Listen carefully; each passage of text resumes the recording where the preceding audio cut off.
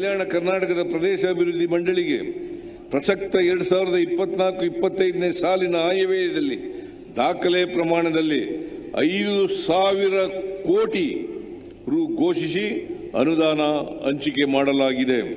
ಕಲ್ಯಾಣ ಕರ್ನಾಟಕ ಅಭಿವೃದ್ಧಿ ಮಂಡಳಿಯು 5,000 ಕೋಟಿ ರು ಮೊತ್ತಕ್ಕೆ ಸಲ್ಲಿಸಿದ ಕ್ರಿಯಾ ಯೋಜನೆಗೆ ನಮ್ಮ ಸರ್ಕಾರ ಈಗಾಗಲೇ ಅನುಮೋದನೆ ನೀಡಿದ್ದು, ಪ್ರದೇಶದಲ್ಲಿ ಅಭಿವೃದ್ಧಿಯ ಹೊಸ ಕ್ರಾಂತಿ ನಿರೀಕ್ಷಿಸಲಾಗಿದೆ.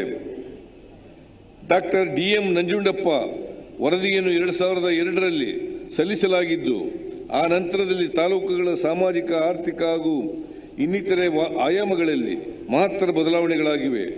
ಆಗಿರುವ ಬದಲಾವಣೆಗಳು ಮತ್ತು ಪರಿಣಾಮಗಳನ್ನು ಅಧ್ಯಯನ ಮಾಡಲು ಪ್ರಸಕ್ತ ಸಾಲಿನಲ್ಲಿ ಪ್ರೊಫೆಸರ್ ಗೋವಿಂದರಾವ್ ಅವರ ಅಧ್ಯಕ್ಷತೆಯಲ್ಲಿ ಉನ್ನತಾಧಿಕಾರ ಸಮಿತಿಯನ್ನು ರಚಿಸಲಾಗಿದೆ.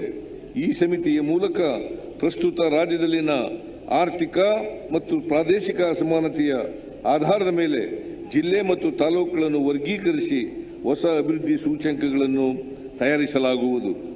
ಸಂವಿಧಾನದ 371J ಕಲಂ ಅಡಿಯಲ್ಲಿ ಕಲ್ಯಾಣ ಕರ್ನಾಟಕಕ್ಕೆ ನೀಡಲಾದ ವಿಶೇಷ ಸ್ಥಾನಮಾನದ ಅನುಷ್ಠಾನಕ್ಕಾಗಿ ಹೊರಡಿಸಲಾದ ಆದೇಶಗಳ ಅನುಷ್ಠಾನದ ಮೇಲ್ವಿಚಾರಣೆಗೆ ಕಲಬುರಗಿ ಜಿಲ್ಲಾ ಉಸ್ತುವಾರಿ ಸಚಿವರ ಅಧ್ಯಕ್ಷತೆಯಲ್ಲಿ ಸಚಿವ ಸಂಪುಟ ಉಪಸಮಿತಿ ರಚಿಸಲಾಗಿದೆ.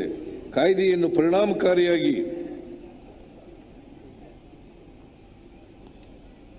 ಅನುಷ್ಠಾನ ಮಾಡಲು ಉಪಸಮಿತಿಯನ್ನು ರಚಿಸಲಾಗಿದ್ದು, ಈ ಭಾಗದ ಯುವಕರ ಆಶೋತ್ತರಗಳಿಗೆ ತಕ್ಕಂತೆ ಕಾರ್ಯನಿರ್ವಹಿಸುತ್ತಿದೆ.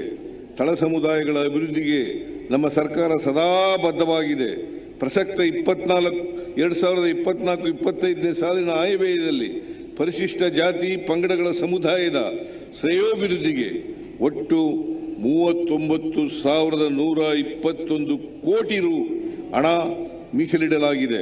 ಮೈಸೂರಿನ ಸಂಪ್ರದಾಯಕ್ಕೆ ಹೆಸರುವಾಸಿಯಾದ ನಿಮ್ಮ ಅಚ್ಚುಮೆಚ್ಚಿನ ಆದಿ ಮಸಾಲ ಜೊತೆ chicken biryani, mutton biryani, chicken masala, chicken ಕಬಾಬ್ನಂತಹ ಯಾವುದೇ ಅಡುಗೆ ತಯಾರಿಸಿದರೂ ನೆನಪುಗಳು ತಾಜಾ ಆಗತ್ತೆ. ಆದಿ ಮಸಾಲ ಇಂದೇ ನಿಮ್ಮ ಹತ್ತಿರದ ಅಂಗಡಿಗಳಲ್ಲಿ ಕೇಳಿ ಪಡೆಯಿರಿ.